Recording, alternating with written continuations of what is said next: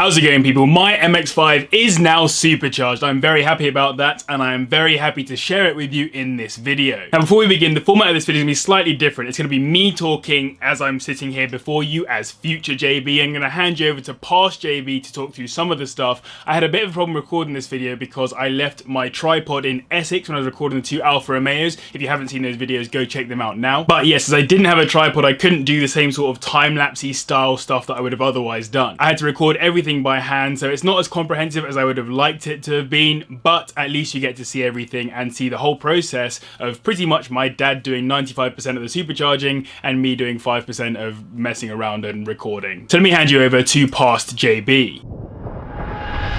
How's it going, people? Welcome back to the channel and welcome to a video where I am already in trouble because today we are putting the supercharger into my Mazda MX-5. So the key things that were going on here, I'll talk you through everything in a second, but basically this morning I got a call from my dad at about 10 o'clock asking me where I was. I thought I was turning up here later on in the day. Turns out I should have been here from early in the morning. So a big thanks to this guy for already getting started on working on the car. And now it's time for me to probably get my hands a bit dirty as well. But remember to like, comment, subscribe, all that great stuff. Without further ado, let's get into the video.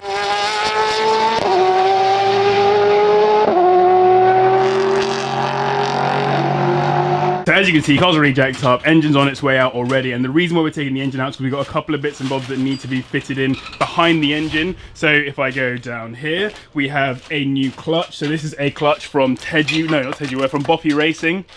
So this is, yeah, their clutch. It's supposed to be like good in terms of dealing with more power, but also good in terms of not becoming too snatchy or whatever. So it should feel kind of like a middle ground clutch, which I'm looking forward to. Also important for this is that we needed a new manifold. So I ordered direct from IL Motorsports this beast of a manifold right here. This is an IL Motorsports manifold, and there's obviously the shield to go with it. So that's going to be a really interesting part to add into the car. Obviously, just it opens it up a little bit more, and apparently, and I may be wrong on this, but from what I've heard, it adds about 10 to 13 brake horsepower to the car, but I can't confirm or deny that. And also on top of that, I've also bought these TheGeordieTiger lug nuts. So these are super lightweight. Like, I cannot tell you how light they are, but yeah, they're super strong as well. So this is not relevant to the supercharger build, but I thought I'd show you them anyway. It comes in a very nice box as well. Massive props to TheGeordie. That's really, really nice. Anyway, I need to go back home and get the keys to the other supercharged MX-5 so I can grab all the bits out of that one. So I'll be back in 2 seconds. And here we go. So yes, over to the supercharged boy that's been chilling here for a little while now.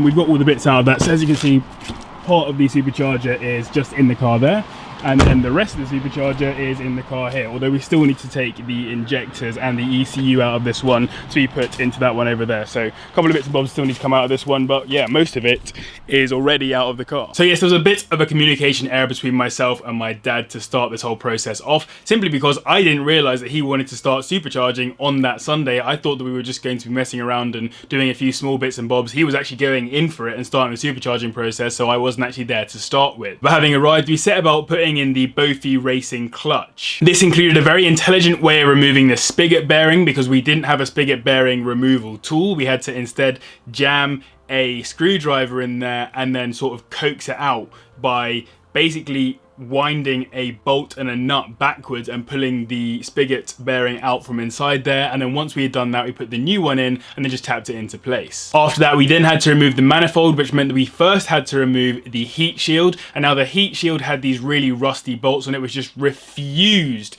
to move. It was really, really annoying. So in the end, after WD-40ing the bolts and doing whatever we could, we had to pretty much just brutalize that heat shield, which makes no real difference because we weren't going to keep it anyway. But you know, it's never nice to just brutalize something off of a car. We then went on to put the IL Motorsports one on, and a bit of a point on that, I bought it direct from IL Motorsports in Germany, and the whole process felt a bit sketchy because you like put in an order and then you have to like send them the euros as a bank transfer and all that other kind of stuff. It was actually quite pain-free in the end. It arrived in maybe like 5-6 days or something. So from Germany to the UK, yeah, very good. I would just say their communication wasn't so good because you couldn't really call them or talk to them or anything, which kind of sucked. And when I say that, not because I don't speak German, because I do speak a fair bit of German, not amazingly well, but enough, they don't answer their phone. So I don't know. Or at least they didn't answer the phone to me, so that was just my experience. Then once the manifold was on the car, we could then put the clutch fully in and put the engine back into place. And whilst my dad did that, I went over to the supercharged MX-5 and started taking the injectors out of that. Now this is as simple as literally removing 4 bolts on the rails that hold the injectors into place,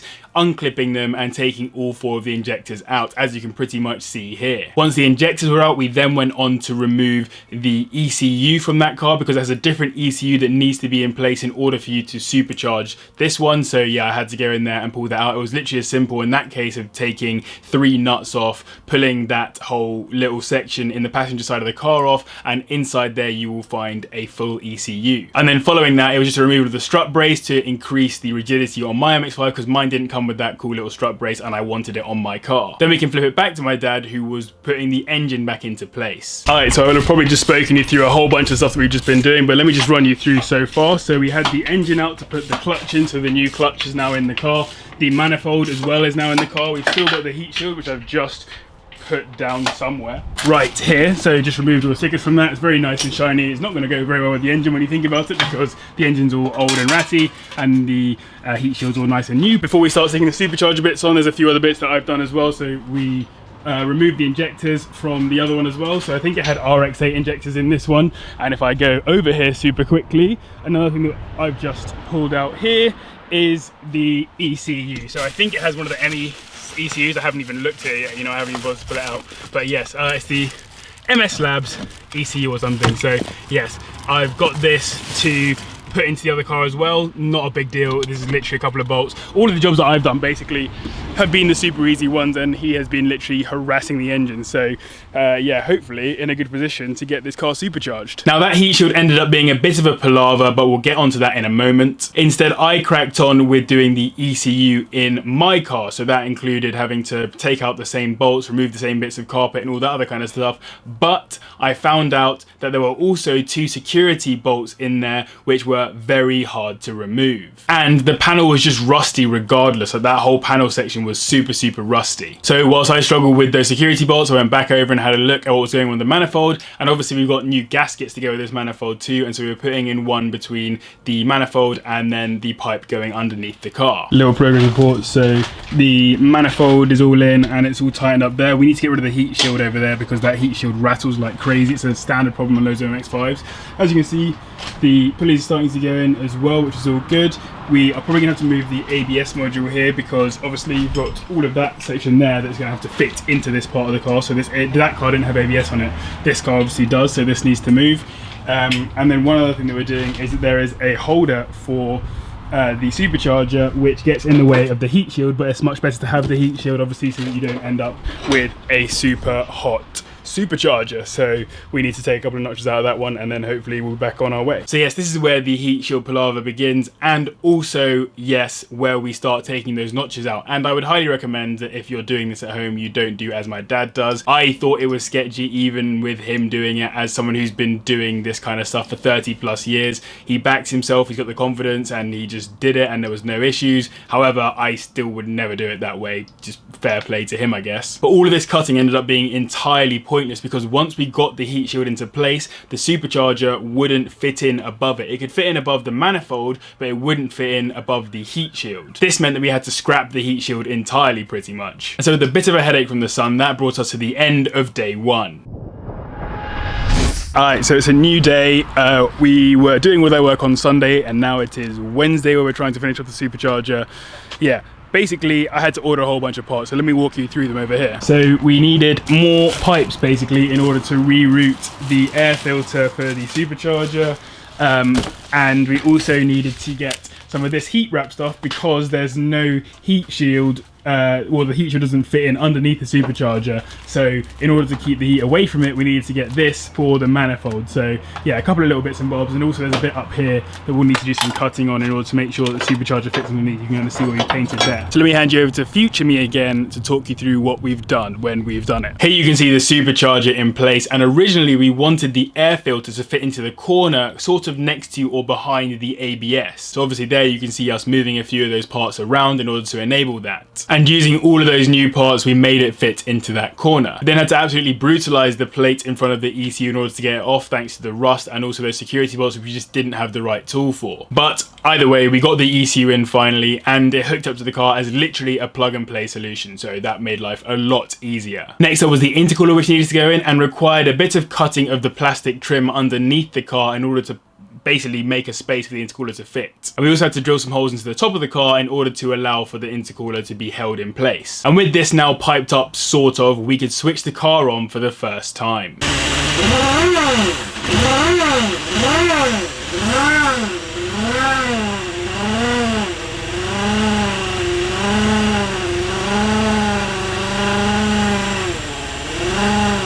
Now, as you can see in the corner of the car there's that second throttle body which we hadn't quite worked out at this point and also hadn't wired up at this point. In fact, I've got it right here. This is that second throttle body part from the car, and we will be testing this in the car, but I'll talk a little bit more about that in the future because that was the end of day 2. So on day 3, my dad took the day off work in order to try and get as much of the supercharge done as possible. I unfortunately wasn't able to, just based on my work that I do.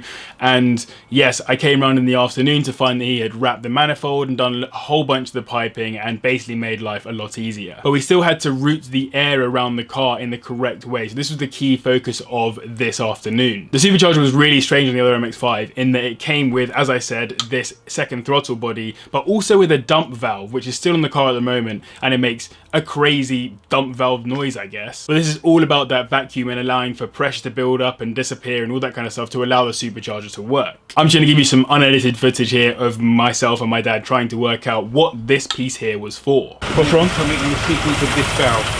So that should be open. That should be open and it should shut when with that shut. That's shut now. And when I throttle it,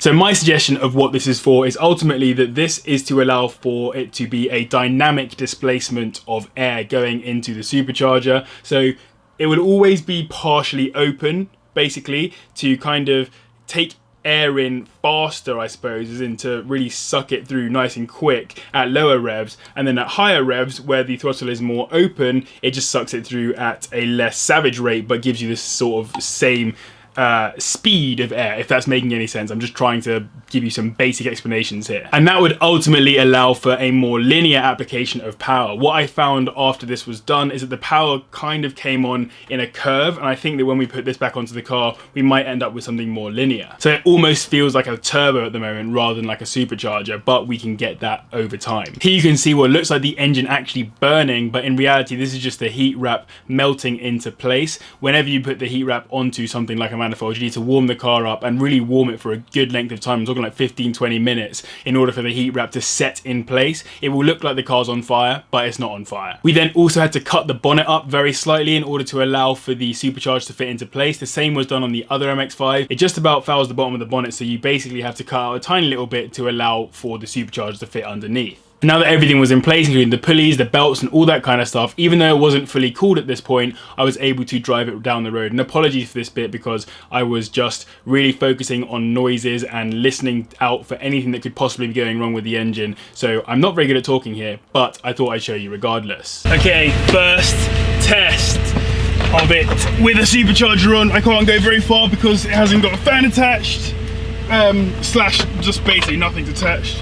Hopefully just to the roundabout and back, this should allow me to roll. Let's see.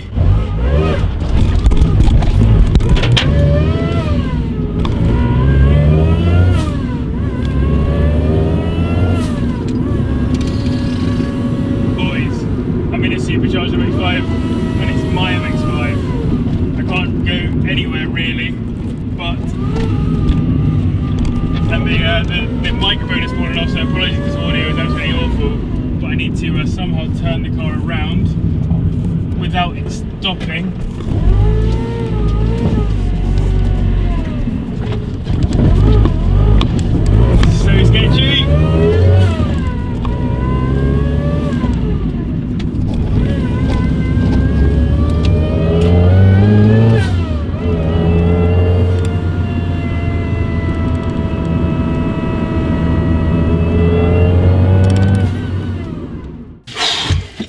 Wow. Okay. I know this got power, but well, scrap you. I know this got power, but yes, that was strange. We need to work out the idle and stuff as we go, but hopefully that can be sorted out tomorrow prior to track day. It's gonna be very interesting. Getting a lot of smoke at the moment as well because we've just put that heat wrap on, and the heat wrap is just, it basically needs to burn into place, or like almost melt into place. That's the wrong terminology completely, but that's what needs to be done. So yes, this is crazy. This is crazy.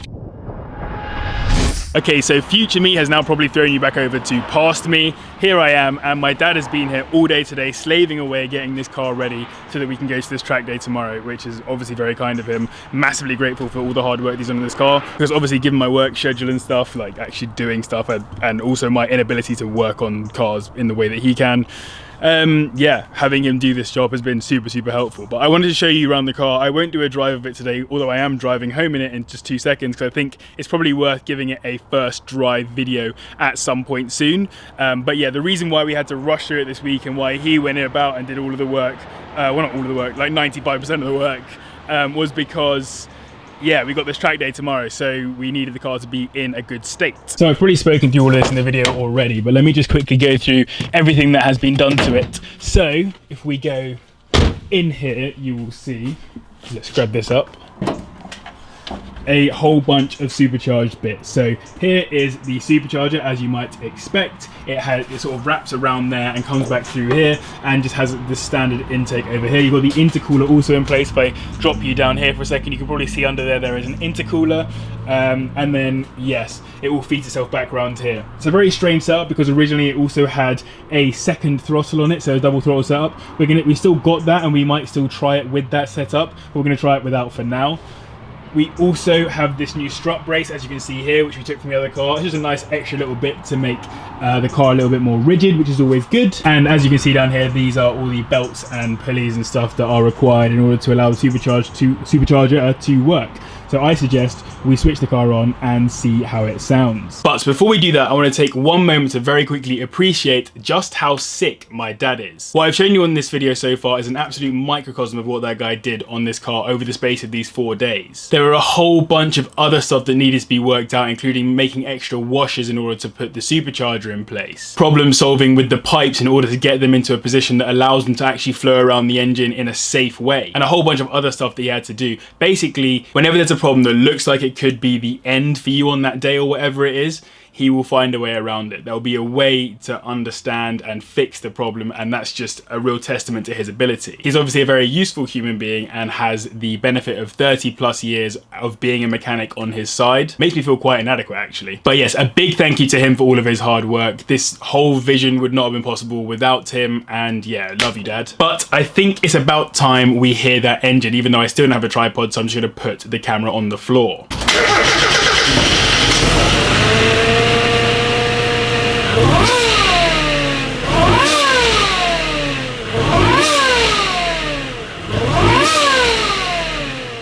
So yes, probably making a huge amount of noise right now, and I apologise for that. But as you can see there, the supercharger is very much in place and running on the car. No idea how much brake horsepower it's putting out, no idea how well it's going to run. This is literally the first time I'm properly driving it with the supercharger in, and so we're just going to see how it goes. Oh, also, because of the new manifold and stuff that we put into the car, it actually sounds a little bit more throaty. Let me just leave you here for a second.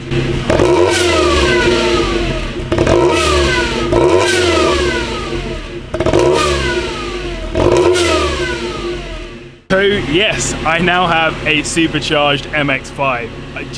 What a ridiculous state of affairs. I mean, it's been like, what, 4 days or something. I'll probably talk through all of this in the rest of the video. I'm gonna pass you back over to future me to finish the video off, because he'll do it way better than I will right now. That's it. The car at that point is supercharged. I was able to drive the car home. It has got a fair bit more power. I really do think that this is going to help it to be even more powerful, or for the power to be put down in a more savage way. But yes, there you go, supercharged MX-5, we're there. One other point I'd like to note is that it sounds ridiculous. Those were just low rev blips, nothing major. When you send it and you get up to the high revs and then you sort of come off the throttle, you get pops and bangs. The whole thing is mad. It gets everyone looking. It is so loud, it is so brash, but it doesn't sound like a boy racery car, I don't think, at this point. I think, and this is obviously it's my car, so I'm hugely biased here, but I think it actually sounds like a purpose-built thing, partially because of how loud that supercharger whine is, but also it's throaty. The manifold really helped bring through this really like throaty sound to it. So yeah, big fan of that. So yes, that was the supercharging of the MX-5, and there's plenty more to come on this. We're going to need to work out whether it is actually faster with this. We're going to need to dyno it. I need to tell you guys how much it cost me when I know how much I've spent on it in total. A whole bunch of other stuff. I need to show you guys how the track day went, because I'm recording this post track day and that was an absolute nightmare. But it's a massive thank you to you guys for watching and for all your support, because that's what allows me to do fun stuff like this. A big thank you to the patrons as well, because I used the money that they gave me to buy parts for this car. As always, remember to like, comment, subscribe, all that great stuff. But thank you very much for watching, and I'll see you in the next one. Listen.